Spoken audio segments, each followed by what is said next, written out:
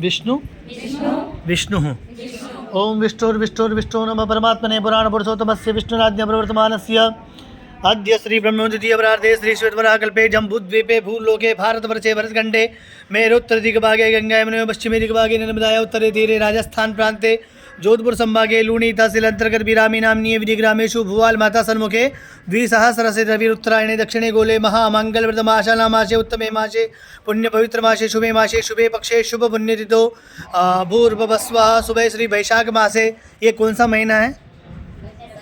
बैसाख का।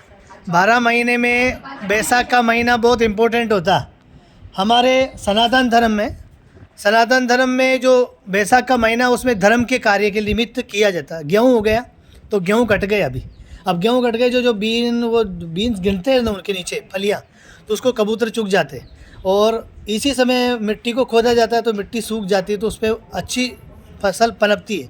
तो ये धर्म का कार्य है। ये गेहूँ बचाते हैं हम जो नीची कास्ट वाले जिनको देना है दान वगैरह, उन धर्म का महीना बोलते हैं। इसी महीने में परिंदे में पानी वगैरह सब भरते हैं, प्याव वगैरह सब लगाते हैं। तो भगवती बुआल माता ने बैसाख के महीने में आने का मौका दिया और बुआल श्री जीव दया बदलकर जीव दया का लाभ लिया। बैशाख मासे शुभे श्री कृष्णे पक्षे शुभ पुण्यतिथि चतुर्थ्याम पंचम्याम वार श्रेष्ठोहम चंद्रवासांतायाम शुभ योगे शुभ करणे शुभा शुभरात्रि यथाशि सांसत्सु एवं ग्रागुगण विशेषण विशिष्टायाम शुभ पुण्यतिथो।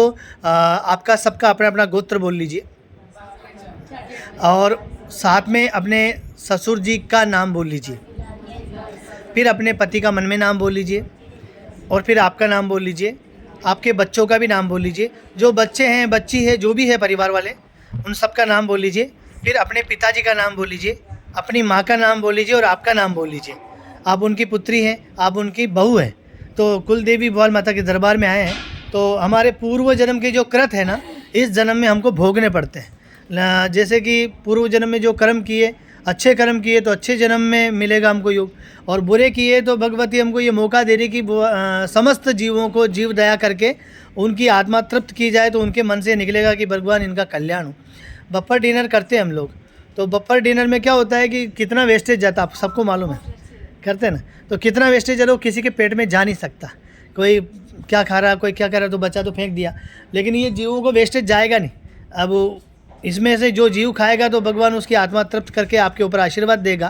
तो किसी की दुआई काम कर जाती है, कोई टैबलेट लेता है तो गोली डॉक्टर देगा पैरासीटामोल तो सिर दर्द मिट जाएगा, लेकिन सिर दर्द कब मिटेगा जब आपकी भी इच्छा हो गया मिट गया, तो डॉक्टर थोड़ी ज़बरदस्ती मिटेगा, तो टैबलेट देके फ्री हो जाएगा। तो भगवान यही आशीर्वाद देते कि आपने तो भोजन किया, माता जी के दरबार में आके आपने भोजन किया, तो ये माता जी के बच्चे हैं, ये सब, ये हंस है, ये गाय है, ये माता जी के भरोसे ही बैठी रहती है। यहाँ की जो जीव है ना ये भुआल श्री जीव दया माता जी की, ये उनके भरोसे में बैठी रहती है कि आप जब यात्री आएँ तो हमको 2 मुट्ठी डालकर प्रसाद देकर हमको भी प्राप्त करें। कि आपकी आत्मा तृप्त हो गई तो इनकी तो आत्मा तृप्त नहीं होगी। तो सबके जीवन में यज्ञ चलते रहते हैं। जैसे आपने भोजन किया तो हमारे पेट में क्या बैठा, भगवान वैश्वानर अग्नि जो आपकी रोटी को पचाती है, जठराग्नि बोलते हैं ना, पेट में सबके जठराग्नि रहती है, तो आपकी रोटी को वो पचाती है। तो भगवान सबके अंदर वैश्वानर विराजते हैं। तो वैश्वानर हमको आशीर्वाद प्रदान करें, सहस्ती हमारे को जो भोजन मिला वो समस्त जीवों को भोजन मिले।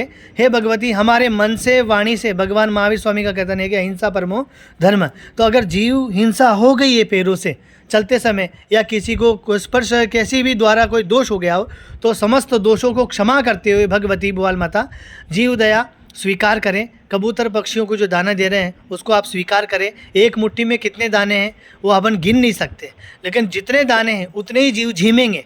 आप 5 आदमियों की रसोई करेंगे तो आधा 1 किलो तो बर्बाद होना ही है, कोई 2 रोटी छोड़ के जाएगा तो वो एक आदमी झीमेगा 1 रोटी खाएंगे। इसमें समस्त जीव 10 आदमी झीमेंगे तो ये झीमने का पुण्य हमको मिलेगा और ये आगे जाएगी। ये स्विस बैंक में जमा हो रहा, अभी तो मिलेगा नहीं, लेकिन आप ऊपर जाएंगे ना परमात्मा के पास तो आपको ये फल मिलेगा कि आपने 1 मुट्ठी वहाँ दान की थी। समझ में आया? तो ज़िंदगी भर एक औरत दान करती है तो एक औरत दान नहीं करती ज़िंदगी भर, वो गाली देके उस यात्री जो लेता था भिक्ष को निकाल देती थी। तो एक लास्ट में जब उसकी मौत आई तो उसने बोला कि यार चलो एक बार दान कर दी, तो सूखी भिंडी उसने दान कर दी, सूखी भिंडी उस यात्री उसने पका के खा ली तो मर गई ना। तो जब जाके वो सूखी भिंडी वो जा रही थी तो वो स्वर्ग में ले गई वो सूखी भिंडी, उसका पुण्य मिलता। तो भगवान ज़िंदगी में एक बार मौका देता तो हमेशा जीव दया करनी चाहिए। इस समस्त जीव इसके अंदर पाप नहीं होता। गाय कभी पाप करती है क्या? नहीं। गाय कभी पाप करती है क्या? नहीं करती ना। गाय में क्रोध की भावना नहीं होती है। शास्त्र क्या कहता है कि धर्मार्थ काम मोक्षाणाम यस्य कोपि न विद्यते अजागस्यव तस्य जन्म निरर्थका।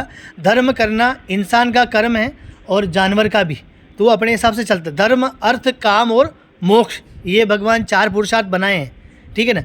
और जो ये नहीं करता उसको वो क्या करता है कि जो बकरी के जो थन लटके रहते हैं ना गले पे, उसके समान इंसान रहता है। तो आज हमें धर्म करने का भगवती भुवाल माता ने मौका दिया है, तो ज़िंदगी भर मौका देती रहे। और इंसान ही धर्म कर सकता है, जानवर कभी धर्म नहीं कर सकता।